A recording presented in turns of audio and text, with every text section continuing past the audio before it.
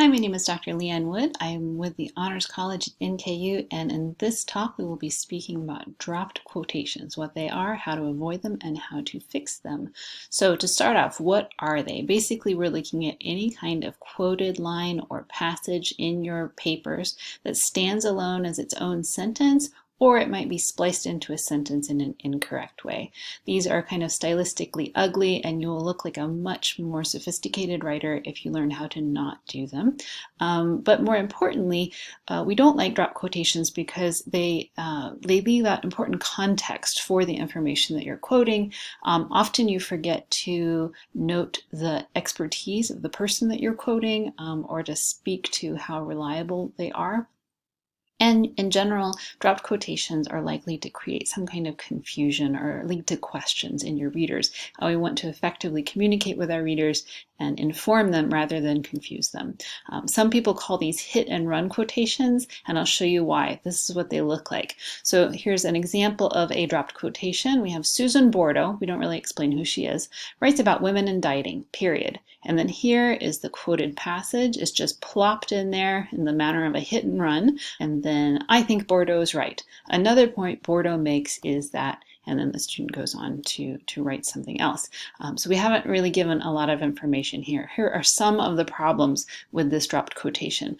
For one thing, as you can see from all the boldface here, there's a lot of the source, but not very much of the student writer. So what I call the self-to-source ratio is off here. So you want to have at least a 1-to-1 ratio. There should be at least as much of your writing and your ideas as there are for your source. Ideally, it'll be closer to 2-to-1 or even 3-to-1. So we want to hear more of your voice in your papers. Like I mentioned a second ago, this student writer doesn't explain who Susan Bordeaux is or why we should believe her, what expertise she has. We don't even really know if these are her words. We haven't really connected this text to Susan Bordeaux. There's no citation of the text. We don't know out of what context this is coming. Is it from a book? Is it from a newspaper article? We have no idea.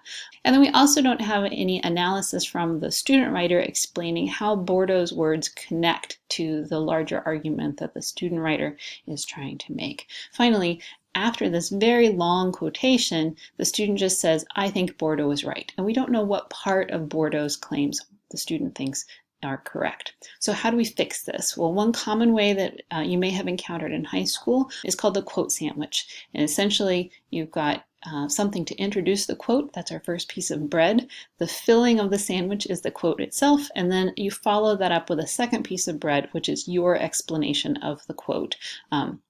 You want to introduce that quote using some kind of signal phrase that gives a sense of who the author is and out of what context this quotation is going to come. And then that follow-up, that second piece of bread, is explaining or reframing that quotation using language that accurately reflects the spirit of the quoted passage. Here's one example of how that dropped quotation might get fixed. Here is a quote sandwich. We've got the feminist philosopher Susan Bordeaux, so we've explained who she is. We give a little bit more about her context. She's deploring Western media's obsession with female thinness and dieting. Here we give us a paraphrase of what her basic complaint is in her text. And then she says, citing the islands of Fiji as a case in point, Bordeaux notes that. So here we really attribute this upcoming boldface quotation to Bordeaux.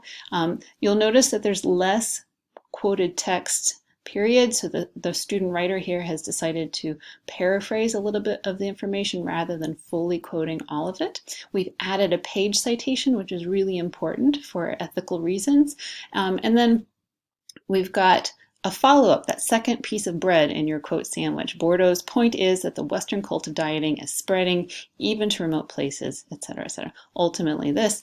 And then if the connection between media and dieting is as powerful as Bordeaux suggests, one might ask whether media could play a role in counteracting the culture of dieting. So here are the students trying to sort of use this as a pivot or a launch pad for another part of the discussion. All right, so it's one way of fixing a dropped quotation. I'll get to others in a separate video. Thanks for watching.